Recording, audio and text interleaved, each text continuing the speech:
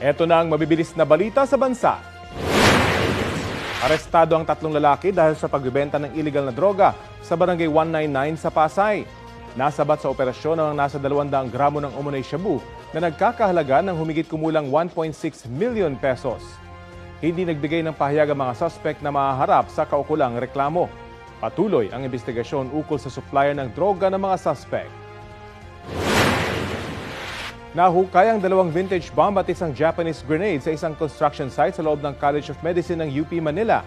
Ayon sa District Explosive and K9 Unit ng Manila Police District, nasa 3 talampakan ng lalim ng pagkakabaon ng mga bomba. Kung tinamaan daw ito sa paghukay, ay posible itong sumabog. Bago kunin, pinilikas muna ang mga empleyado sa universidad at mga construction worker. Nakatakdang i-detonate o pasabugin ang mga lumang bomba sa Tarlac.